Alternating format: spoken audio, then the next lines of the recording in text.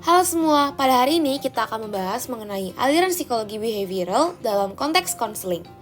Aliran psikologi behavioral sendiri merupakan gagasan yang diciptakan oleh tokoh Bernama Skinner. Ketika membicarakan mengenai aliran behavioral, modifikasi perilaku akan menjadi topik yang paling mendasar loh. Kenapa begitu? Karena Skinner berpendapat bahwa perilaku manusia cenderung dipengaruhi oleh reward atau punishment dari perilaku tersebut.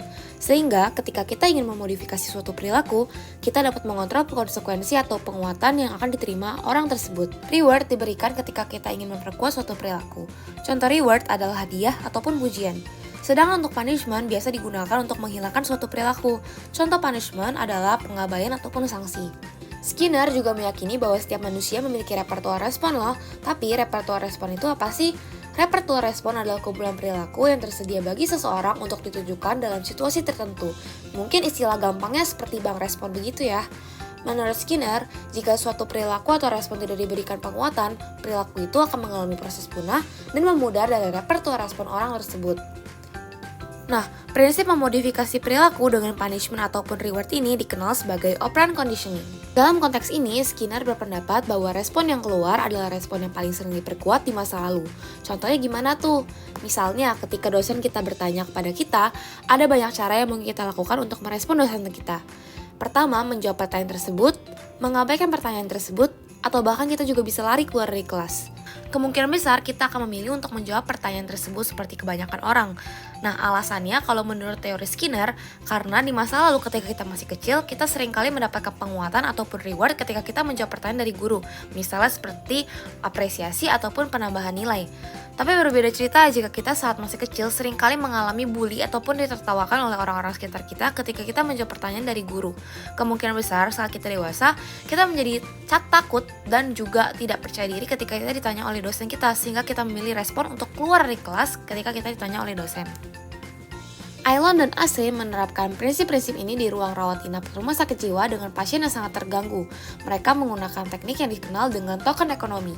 Token ekonomi merupakan sistem poin atau hadiah yang digunakan untuk memberikan penghargaan kepada orang yang melakukan hal-hal baik atau perilaku yang diinginkan.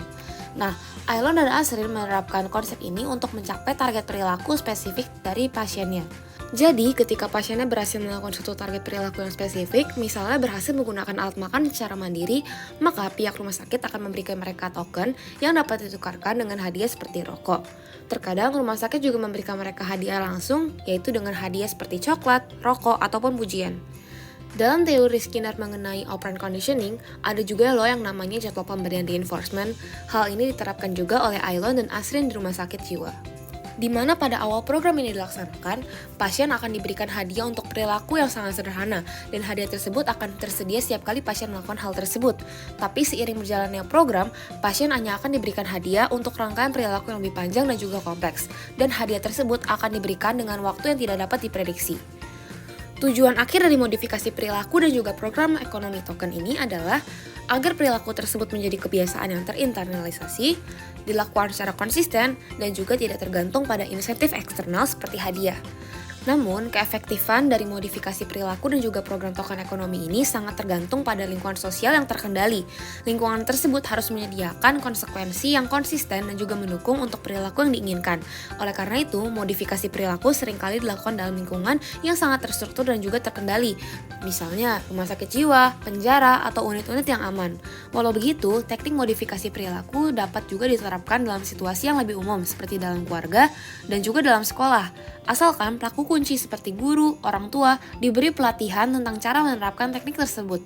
Penting bagi orang yang menerapkan modifikasi perilaku untuk memiliki keterampilan dan juga motivasi yang tepat agar tidak menciptakan jadwal reinforcement yang bertentangan. Nah, penerapan behaviorism dalam konteks konseling itu agak berbeda nih sama apa yang sudah kita bahas sebelumnya. Di dalam konseling, hubungan antara konselor dan juga klien bersifat kolaboratif. Meskipun demikian, prinsip-prinsip modifikasi perilaku masih bisa diterapkan pada saat konseling dengan menjelaskan ide-ide perilaku kepada klien dan juga bekerja sama dengan klien untuk menerapkan ide perilaku tersebut dalam hidupnya. Pendekatan ini seringkali disebut sebagai behavioral self-control, yang melibatkan analisis pola perilaku untuk mencapai perubahan yang diinginkan. Asumsinya adalah bahwa setiap perilaku manusia dipicu oleh stimulus dan diperkuat oleh konsekuensinya. Oleh karena itu, klien didorong untuk menerapkan perubahan pada langkah-langkah perilaku yang relevan untuk mencapai tujuan perubahan yang diinginkan. Untuk klien yang mau berhenti merokok, konselor akan mengidentifikasi ABC. ABC, apaan tuh? E itu antecedent. Jadi apa sih stimulus yang memancing perilaku merokok itu? Misalnya klien sering makan bersama kelompok perokok lainnya. Kemudian B, behavior. Apa yang dilakukan ketika merokok? Misalnya dia suka nawarin rokok ke teman-temannya. Terakhir C, apa konsekuensinya? Apa yang didapetin dari perilaku merokok itu? Misalnya dengan merokok dia merasa lebih rileks. Setelah mengidentifikasi ABC, klien dan konselor akan sama-sama memikirkan solusi untuk mengatasi hal ini. Misalnya, dengan duduk bersama non-smokers, tidak membawa rokok lebih dari 1 atau 2 batang supaya nggak bisa nawarin ke siapa-siapa, dan ngelakuin eksperimen di mana dia merokok di ruang kecil hingga klien mencapai titik merasa sakit secara fisik, sehingga klien belajar untuk mengaitkan merokok bukan dengan relaksasi lagi, tapi dengan penyakit. Nah, sekarang kita lihat contoh kasus lain yuk. Misalnya contoh kasus korban kecelakaan mobil. Respon refleks rasa takut yang diperoleh korban dari kecelakaan mobil tersebut disamaratakan ke stimulus lain yang berkaitan dengan kecelakaan tersebut, seperti jalan-jalan naik mobil. Hal ini merupakan respon emosional terkondisi, di mana korban merasa takut jalan-jalan naik mobil karena hal itu dikaitkan dengan kecelakaan yang dialaminya. Ketakutan ini dapat diatasi dengan teknik desensitisasi sistematis, yaitu menghadapkan korban ke stimulus yang membangkitkan rasa takut, sambil melakukan relaksasi untuk mengurangi rasa takut itu. Jadi pertama klien akan belajar teknik relaksasi. Ketika klien sudah menguasainya, klien dan konselor akan mengidentifikasi tingkatan stimulus atau situasi yang menimbulkan rasa takut klien dari yang paling minim hingga yang paling ekstrim. Kemudian klien akan dihadapkan dengan stimulus-stimulus tersebut secara bertahap sambil mempraktikkan teknik relaksasinya. Pada akhir prosedur, stimulus-stimulus tidak lagi memancing rasa takut, karena telah dikaitkan dengan relaksasi. Ada orang yang berhasil menghilangkan rasa takutnya karena membiarkan dirinya menghadapi stimulus-stimulus tersebut, seperti kalau dalam kasus yang tadi, jalan-jalan naik mobil. Tapi dalam beberapa kasus lainnya, ada orang yang justru menghindari situasi-situasi yang membangkitkan kembali ketakutan mereka. Akibatnya perilaku menghindar ini diperkuat karena ia mendapatkan reward berupa rasa relaksasi. Misalnya dia jadi berpikir bahwa lebih baik berjalan kaki dibandingkan pergi menggunakan mobil, karena dengan begitu dia merasa lebih rileks. Nah, desensitisasi sistematis juga dapat digunakan untuk menangani perilaku menghindar ini. Tadi kita sudah melihat bahwa teknik behavioral itu memang bisa mengubah perilaku dan diterapkan di konseling untuk mengubah perilaku klien-kliennya. Tapi masa sih beneran bisa cuma pakai teknik behavioral? Teknik behavioral itu berasal dari apa yang disebut sebagai hukum pembelajaran. Misalnya itu classical conditioning dan operant conditioning yang udah dibahas tadi.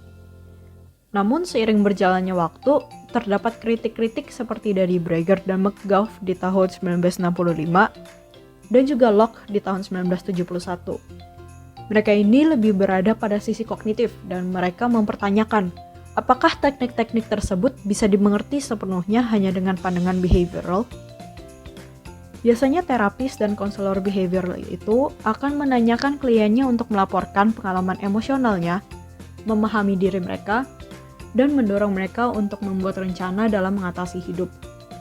Nah, aktivitas-aktivitas ini memerlukan kemampuan kognitif yang bermacam-macam, seperti berpikir, pengambilan keputusan, pemecahan masalah, dan masih banyak lagi. Konseling behavioral itu memang bisa membawa perubahan perilaku pada klien sesuai dengan teorinya. Namun, teknik-teknik terutama seperti CBT membutuhkan kemampuan klien untuk berpikir dan memproses informasi sehingga memang diperlukan aspek kognitif. Nah, sekian pembahasan kami tentang behavioral dan dalam konseling. Semoga sekarang sudah lebih paham ya. Terima kasih sudah menonton.